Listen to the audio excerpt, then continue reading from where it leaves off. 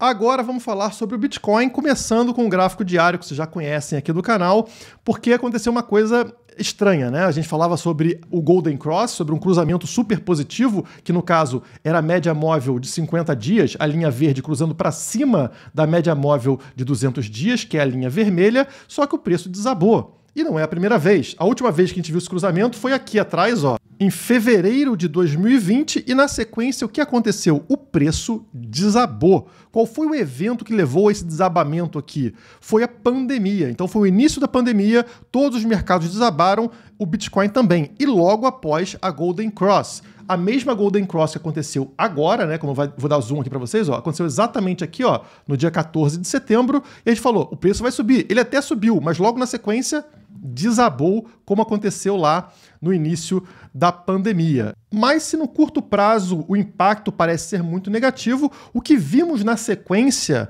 lá em 2020, né, depois dessa queda, foi essa subida de preço incrível, trazendo o Bitcoin da faixa dos $3.000 até a sua alta histórica em $65.000. Então, quer dizer, esse impacto negativo foi somente no curto prazo. Depois, as notícias acalmaram e o preço seguiu o seu padrão normal de subida. Será que vai acontecer o mesmo agora? Vamos tentar analisar o que está acontecendo também agora globalmente com relação a essas notícias negativas como Evergrande, né, que eu coloquei aqui como o grande impacto, ou seja, a bolha chinesa podendo explodir e levando todos os mercados para o fundo. A primeira notícia que saiu é essa da China mantendo a injeção de capital para tentar salvar a Evergrande. A Evergrande, a segunda maior gigante imobiliária chinesa, continua destinada ao calote de centenas de bilhões de dólares em dívidas. Como resultado, o Banco Central da China injetou outros 18,6 bilhões de dólares no sistema bancário. Isso, por sua vez, acalmou os mercados ansiosos. Então, o medo global era que o quebra-quebra gerado pela Evergrande, uma empresa desse tamanho quebrando, devendo a vários bancos, tanto dentro da China quanto fora, pudesse desencadear um quebra-quebra global parecido com aquele que a gente teve em 2008. Vocês lembram? Teve aquela crise imobiliária nos Estados Unidos, começaram os calotes e os bancos começaram a quebrar, incluindo aí o Lehman Brothers. E o que o governo americano fez? Pegou o dinheiro das pessoas mais pobres, o dinheiro dos impostos, e fez o quê? Deu na mão de bilionários, os banqueiros aí, para eles não quebrarem. E foi isso que gerou ali o incentivo para a criação do Bitcoin. Satoshi Nakamoto lança o Bitcoin no mesmo ano, inclusive colocando a capa de jornal que falava sobre o resgate aos bancos, porque isso é um roubo, é tirar dinheiro da gente, dos pobres, para dar para quem já é rico. E no caso, o correto é, se uma empresa assume um nível de risco muito alto, ela tem que arcar com esse risco. Ela que quebre, assim como os bancos que financiaram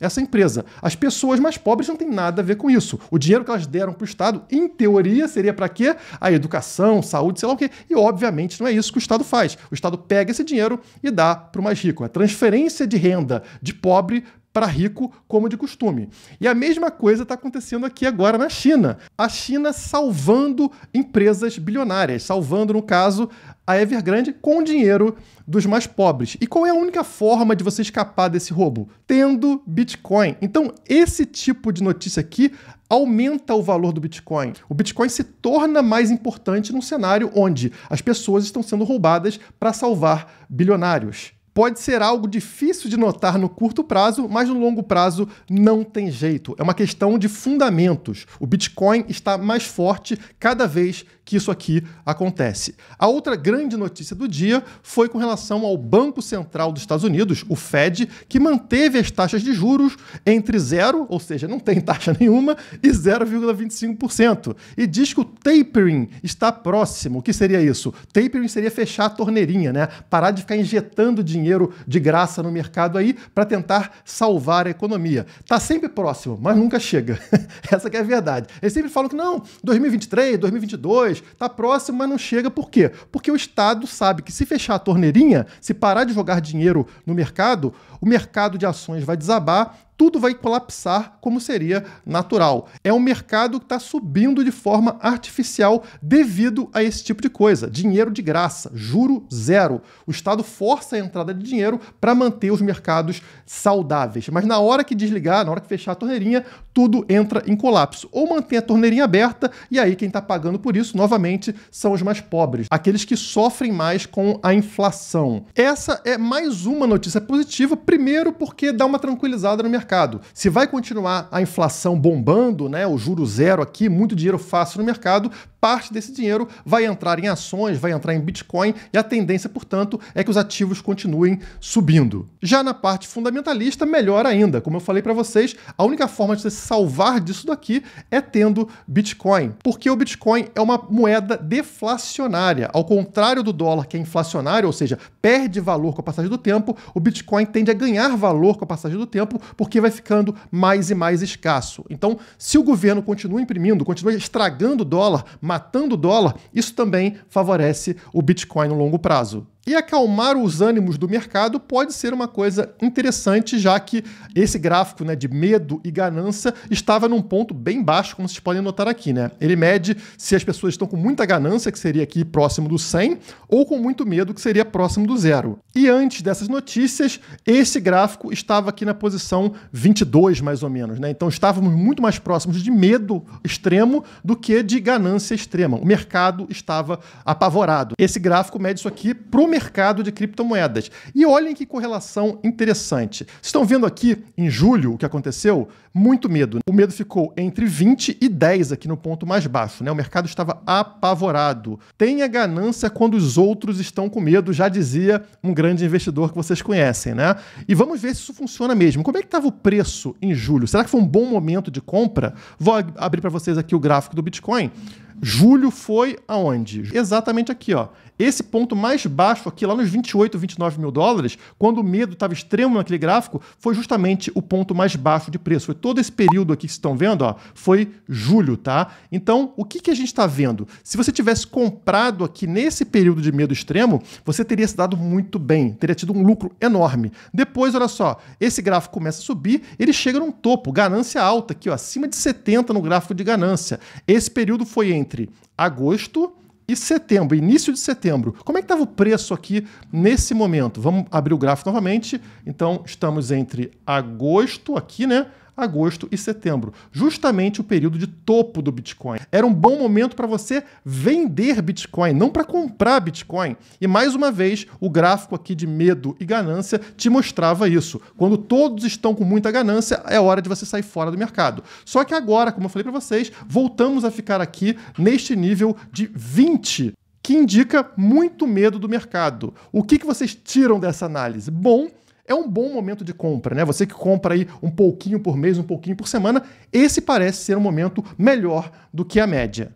E um outro indicador que reforça isso, e eu acho um indicador super interessante, é esse que vocês estão vendo na tela. O que ele mede aqui no caso? Em cima, na linha branca, vocês têm o preço do Bitcoin ao longo do tempo, e aqui embaixo, essa linha azul, ela mede o lucro do mercado, né? Quanto de lucro que tem, e essa linha vermelha, quanto de prejuízo que tem no mercado de criptomoedas. E vocês estão vendo, tanto no gráfico de cima quanto no de baixo, uns caixotes brancos. O que eles estão mostrando? O de cima está mostrando o fundo do poço do Bitcoin, como vocês podem notar, e aqui embaixo vocês encontram o momento onde ocorre a transição aqui de lucro para prejuízo, são quando essas linhas se cruzam. Quando a gente tem um cruzamento das pessoas que estavam com prejuízo para as pessoas que estavam com lucro, significa que o Bitcoin mudou de mão. Pessoas venderam, outras pessoas compraram, e aí você tem uma alteração de mercado. Geralmente são as sardinhas vendendo, as baleias comprando, e a partir daí qual é a tendência de preço? Que o preço volte a subir. E é exatamente o que a gente observa no gráfico. Esse gráfico vem desde a crise lá de março de 2020. Notem que em todas as vezes onde esse gráfico de baixo cruzou, o que aconteceu lá em cima foi o fundo do poço e o preço voltou a subir, tá? Exatamente no mesmo momento. Então foi aqui em março de 2020, depois mais à frente aqui no final de 2020 acontece um outro cruzamento e também encontramos um fundo e o preço voltou a subir, e mais à frente, já em 2021, acontece esse cruzamento aqui, como vocês podem notar lá em cima, ainda ocorre uma pequena queda, mas na sequência a gente já vê uma alta de preço, porque o indicador, como eu falei para vocês, sinaliza que a queda está no fim. As moedas estão mudando de mão, e se elas mudam de mão, esse novo comprador não tem tendência de vender no curto prazo. Ele vai segurar a moeda por algum tempo, acaba aquela força vendedora e a tendência é o preço subir a partir daí. E olha só o que está acontecendo exatamente agora, tá? Isso aqui foi do dia 21 de setembro, também conhecido como ontem. As linhas estão praticamente se cruzando. Não cruzaram ainda, mas muito próximas, como aconteceu em todas as vezes aqui na história recente. Qual foi a tendência? A tendência foi o fim da queda e o início da subida de preço. Então, quer dizer, a gente pode ainda ter um pouco mais de queda, como eu falei para vocês, poderia bater ali no 38, 37 mil dólares, mas a tendência, por meio desse indicador, é de que a queda esteja próxima do fim e a gente veja a subida de preço do Bitcoin. Excelente oportunidade, até porque na maioria das vezes aqui em cima vocês percebem que a subida foi muito forte, como aconteceu aqui em 2020 e aqui também no final de 2020.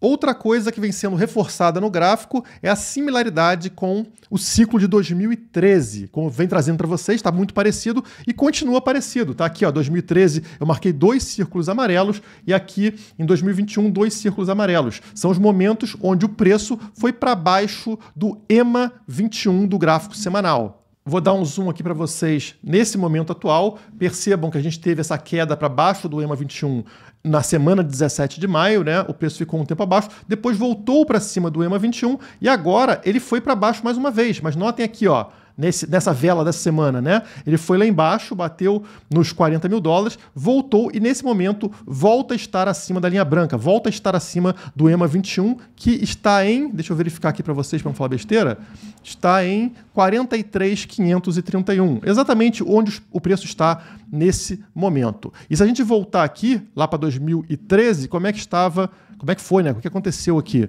Notem, mesma coisa, né? O preço vai para baixo do EMA 21, volta para cima dele e exatamente em setembro também o preço vai para baixo do EMA 21 mais uma vez, mas ele vai e fecha a semana acima do EMA 21, como está acontecendo agora. Não fechamos a semana ainda, a semana fecha no domingo. Então é importante para o Bitcoin, graficamente, para manter essa estrutura de 2013, fechar acima do EMA 21, acima da linha branca. Por enquanto, isso está com cara de que está acontecendo, né? Mas vamos aguardar porque pode não acontecer. Por enquanto, está bonito, está bem parecido